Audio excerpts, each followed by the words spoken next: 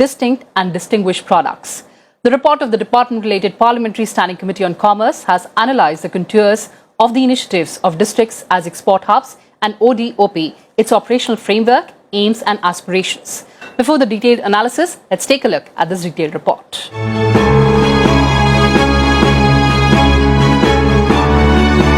Government of India has recently launched the initiatives of districts as export hub and one district, one product.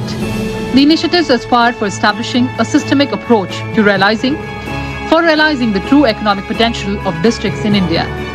These initiatives intend to bring the local community or producers based in each district of the country into the economic mainstream. The report is an effort to provide opinions and suggestions to the government on further improving these initiatives. The committee is of the view that the landmark initiatives of both DEH and ODOP are a breakthrough in India's export regime, wherein the districts have been made a focal point of their execution.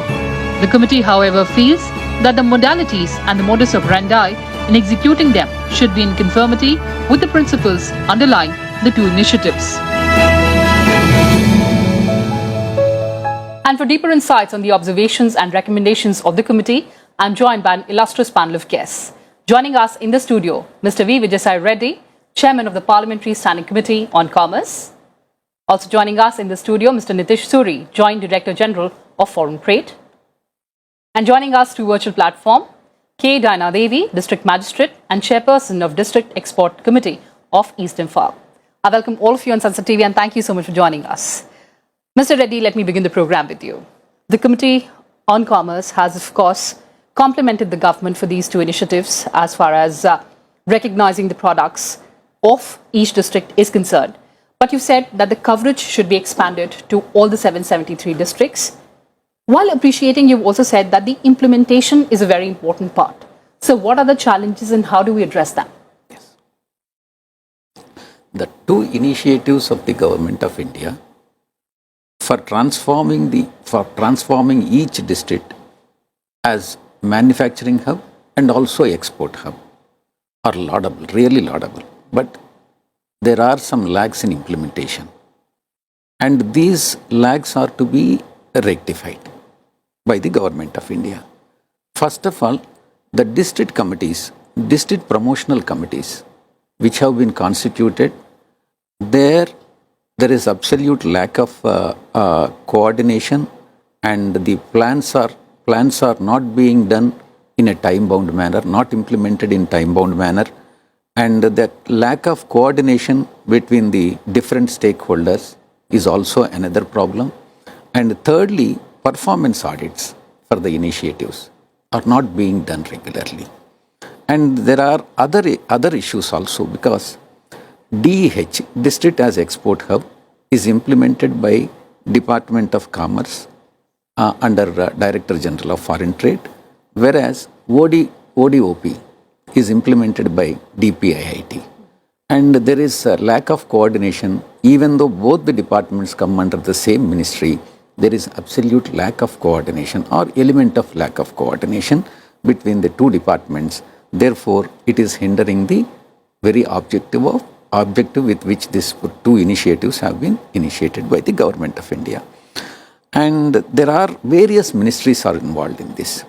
Ministries like textiles, industry, IT, and then MSME, food processing, textiles, all these ministries are involved in this ODOP. And there is a lack of coordination among the ministries also. Initially, we thought of recommending interministerial empowered ministerial committee. Subsequently, because it's for every month ministers sitting in the committee meeting would be difficult. Therefore, we have recommended for formation of constitution of empowered secretaries, empowered group of secretaries from the concerned ministries, so that there will be interministerial coordination, and whatever issues that crop up from time to time would be sorted out on monthly basis. And secondly, there has to be a coordination between the states and center, Union of India. And states and union territories are very important. They play very crucial role in implementing this project, because they know, the officials of the respective state government know very well at the ground level situation which district is suitable for manufacturing of which product and how to make that as a district export hub, and whether clusters of districts have to be formed. And because more than one district, it is, for example, coffee, it is not confined to one district in Karnataka or even West Bengal. So they encompasses more than one district. So these districts, two or more districts can be formed as clusters and then make it as one district export hub for to this thing. And then regulatory authorities.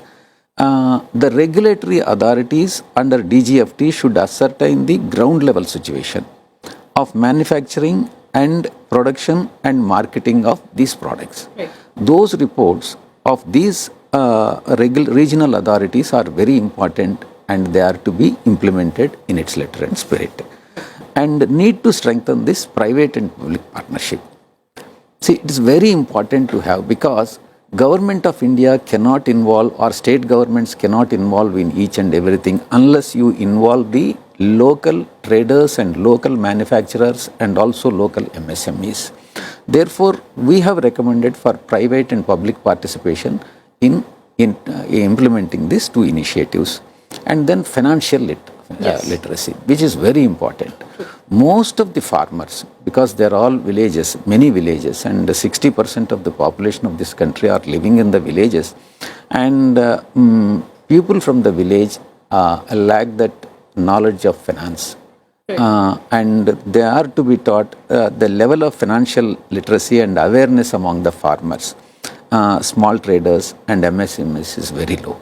They are to be educated, and dedicated portal further to fund them, to fund their project. A dedicated portal either from a NABARD or from some other financial institutions like cooperative banks are to be constituted in order to fund the projects that are implemented by these farmers and MSMEs.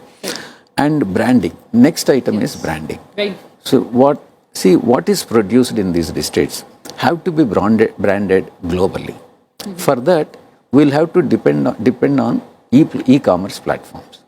So unless it is branded and then advertised globally, it is very difficult to create the market for that.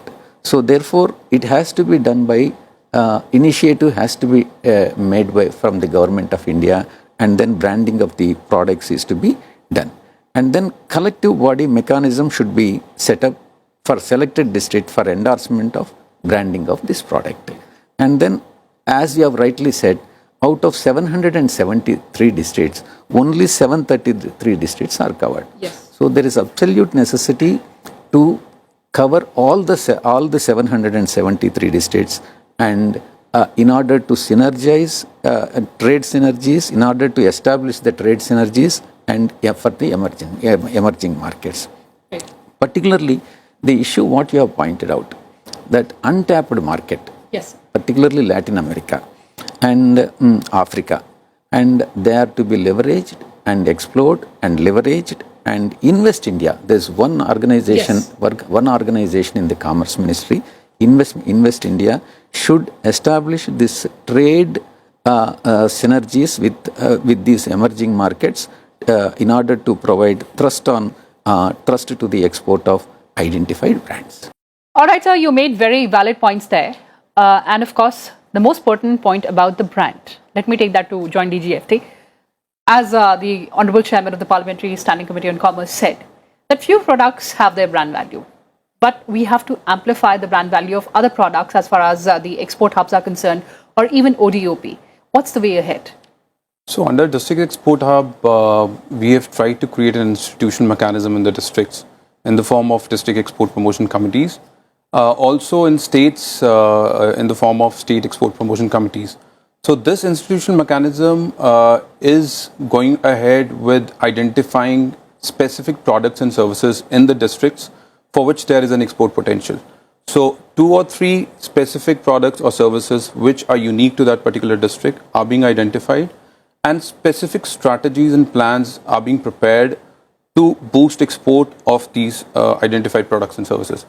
So in those plans, while forming those plans, there is extensive consultation of all the stakeholders which are being done to identify what are the bottlenecks, what are the infrastructure gaps, what are the logistic disadvantages that these products are facing while getting exported, or while getting branded, or while getting marketed. So these plans will be customized for each product and service which is getting exported from these districts. So these plans will then, government will be working to ensure that some sort of support will be provided to the districts to implement these plans. And through that, somewhere the contribution of EPCs, other agencies of the government, other departments of the government, and also the Indian embassies abroad will be able to market and brand these products outside India. Right, so let's find out what's happening on the ground from Dinaji. Dinaji, welcome to Sunset Television. Now, we understand that East Imphal is among the 75 districts of India shortlisted by Director General of Foreign Trade under Phase 1 of District as Export Hub Initiative. It is the only district shortlisted in Manipur. Tell us about your experience on the ground. So first of all, I would like to thank DGFT for including for this opportunity, and also Sunset TV for this opportunity. So as you have highlighted, Imphal East is the only district in the entire state of Manipur which has been shortlisted for this scheme. So under this scheme, so the district has been very fortunate enough, and we have constituted District Export Promotion Committee, in which we have tried to include all kind of stakeholders, all the line departments such as agri, horticulture, fishery, handloom and textiles, and also expert bodies such as we have the Manipur Organic Mission Agency, and we also have and we have also invited bodies such as APIDA, then the Export Promotion Councils, and NABARD, then KVK also we have invited as part of our District Export Promotion Committee, and various other stakeholders and experts in the field of exports. So with this, we have had several rounds of deliberations at the district level, and we have been constantly guided by DGFT. So, yes. and then we have, after thorough deliberations, we have finally, finalized 3 products which we would like to give a trust under this district as export hub scheme. So those products in the respect of Imphal East are pineapple. We have chosen this because the state has got surplus production of very good variety of pineapples, which is famous not only for its flavor but also for its juiciness. Yes. And then and we have also identified chakhao. Chakhao is the local name for the black aromatic rice, and this is also very famous for its medicinal values and as well as its potential for large scale production in the state of Manipur and Imphal East district particularly. And we have also chosen diversified handloom and handicraft products. This handloom and handicraft products are very dear to the state of Manipur. They are the pride of Manipur. So we have chosen these 3 products which to be given a trust under this initiative. Right. So these are the products. Mr. Reddy, I'd like to take that question to you. Of course, we have the uniqueness in our country, but it's all about marketing those products. Of course, in your report, you've suggested that the government should utilize the digital platforms. How do you see the role of such platforms in furthering the market for these products? Before we get into this question, answer to this question, see, I would like to bring to the notice of Diana ji that in India, see, take for example tea. Darjeeling tea is world #1 tea. Unfortunately, of course, brand name is created.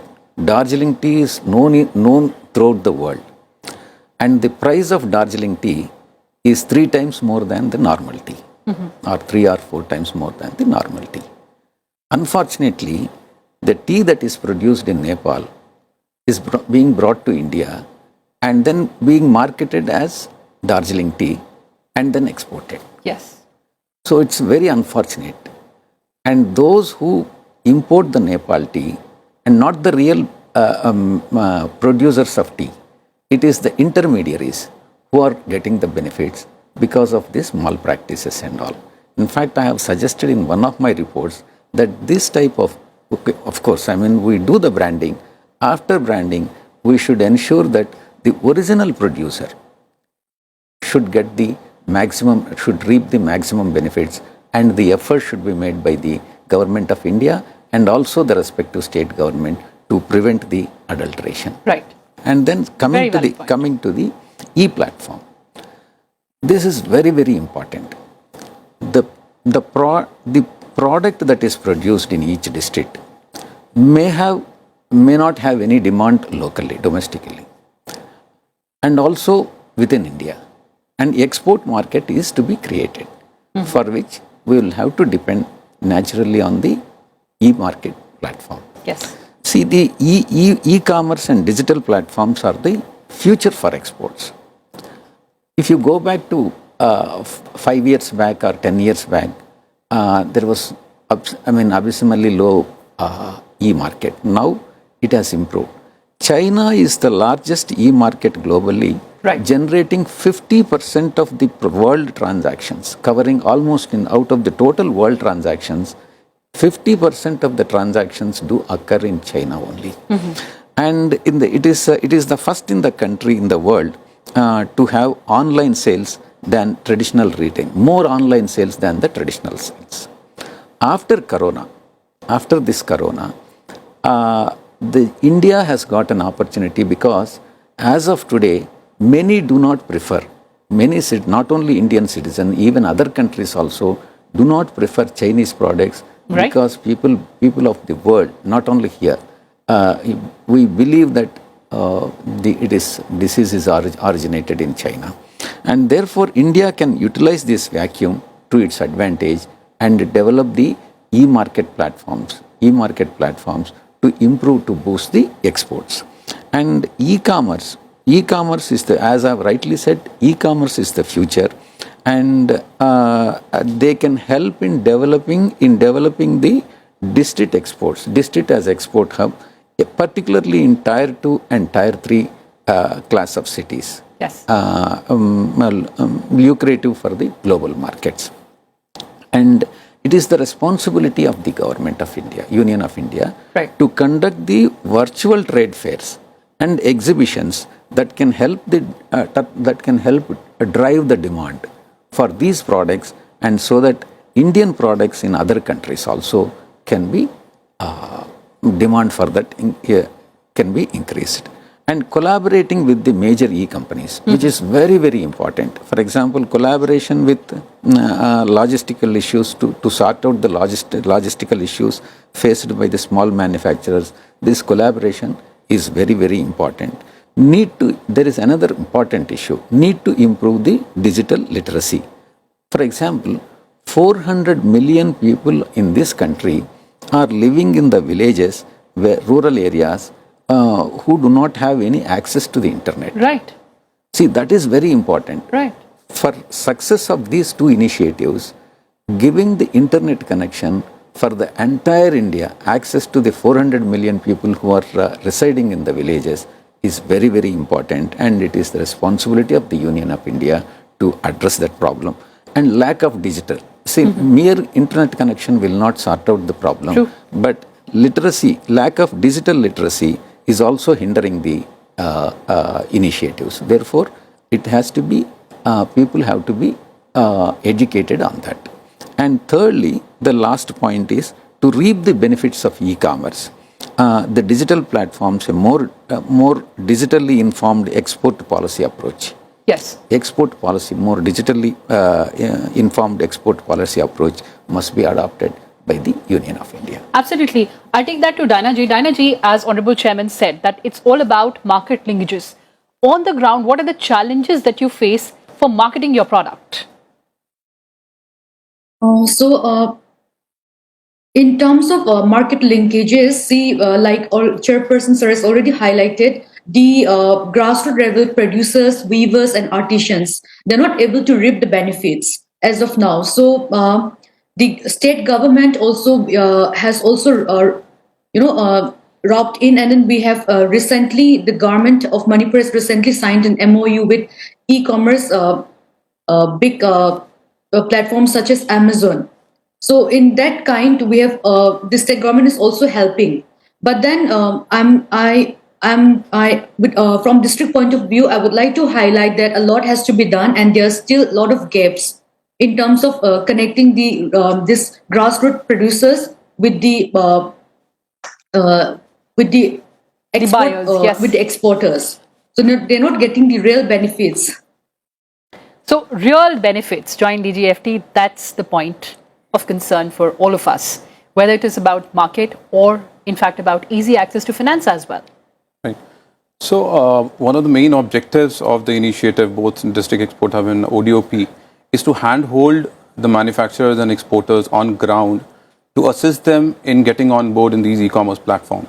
So under DH and ODOP, the teams at the state level, also the regional authorities of DGFT and also DPIIT has been working with e-commerce platforms like Amazon, Etsy, eBay to give on-ground training to the manufacturers who want to get on board in these e-commerce platforms. Because there is some level of hesitation in getting into these e-commerce platforms, because most of these, as Danny ji just said, there is some level of disconnect between the exporters on ground and for them to getting on board in these e-commerce platforms. Right. So we are trying to work out with some of these e-commerce platforms to give the trainings in our stakeholder consultation meetings that we are holding as part of the initiative in the districts. Also, to one point which Chairman Sir said, we are also engaging all the stakeholders in the district, be it GMDIC, the Horticulture Department, other state industries department, and the other export promotion councils as well, to come up with a strategy to ensure that all the products and services that we have identified get requisite strategies are prepared for them to be onboarded in these platforms. There are buyer-seller meets which are conducted. There are exhibitions which are conducted, not just with the buyers abroad, but with the small local manufacturers. We can conduct a buyer-seller meet also with the main exporters, right, so that they buy their products and then they export. If they are not able to somehow get themselves on board in these e-commerce platforms. So all these as part of hand-holding, as part of the initiative that we are working with the state governments and the district authorities to go ahead with this initiative going forward. All right, of course, we understand that endeavors are needed in that direction. But I have last 2 minutes on the show, sir. I'll give the last word to you. Of course, we've been talking about Atmanirbhar Bharat, making in India for the world, having a local approach, but with a global goal in mind. What's the roadmap, sir? Atmanirbhar Bharat is the only scheme which can save India, and because the major problem India is facing imports. When import bill, see, because of the, you are aware of the balance of payments, yes, and revenue deficit. And these revenue deficit and net inflow of foreign currency into India, and it is because of the remittances, foreign remittances from the people who have gone from India and residing abroad and on for employment, and it is these remittances which are saving in India right now. Yes. And it is very important for India to save the foreign currency and to reduce the outward remittances so that balance of payments is maintained. The first one is the oil imports. Oil imports is a major problem. Yes.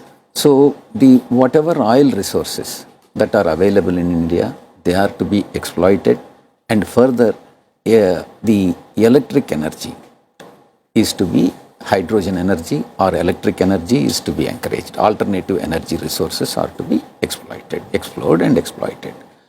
And Atmanirbhar Bharat, whatever goods that are being utilized here by people of India and required by the people of India should be manufactured here, right, and we must be able to export to the other countries, so that the dependence on China as of now would be reduced in future, and that can only that is the good initiative of Honorable Prime Minister of the country, and it can only save the country in the future.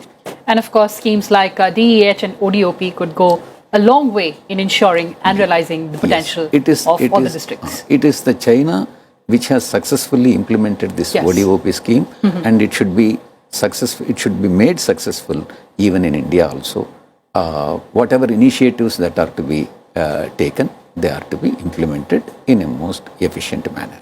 Absolutely, sir. With those positive remarks, let's end this conversation here. Thank you so much for joining us, Honorable Chairman, Parliamentary Standing Committee on Commerce, joined DGFT and also Dynaji. Thank you so much for speaking to Sunset Television. Well, viewers, that's all we have for you in this edition. Thanks for watching and stay tuned to Sunset TV. Namaskar.